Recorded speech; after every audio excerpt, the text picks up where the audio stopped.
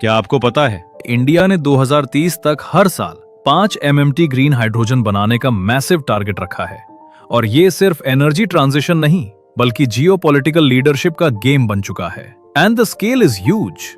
Government का national green hydrogen mission NGHM 2023 में launch हुआ था और इसका एम है इंडिया को ग्लोबल ग्रीन हाइड्रोजन हब बनाना। इस मिशन से 8 लाख करोड़ रुपए से ज्यादा इन्वेस्टमेंट आने की उम्मीद है और लगभग 6 लाख जॉब्स क्रिएट होंगी। लेकिन सबसे बड़ा फायदा 1 लाख करोड़ रुपए फॉसिल फ्यूल इंपोर्ट्स कम होंगे, यानी ट्रू आत्मनिर्भरता इन एनर्जी।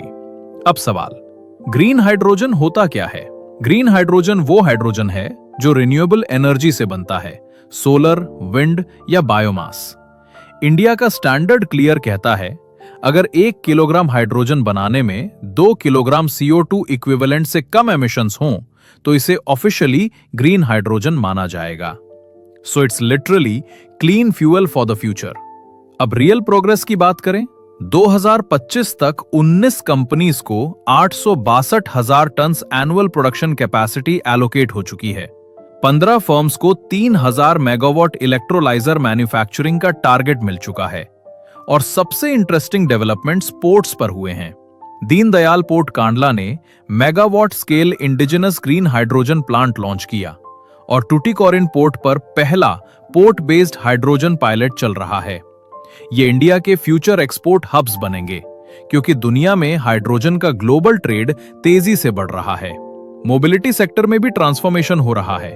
10 रूट्स पर 37 हाइड्रोजन बसेस और ट्रक्स चलाने का पायलट शुरू हो चुका है और लेह में दुनिया का highest green hydrogen mobility project run हो रहा है एट 3650 मीटर ऑल्टीट्यूड।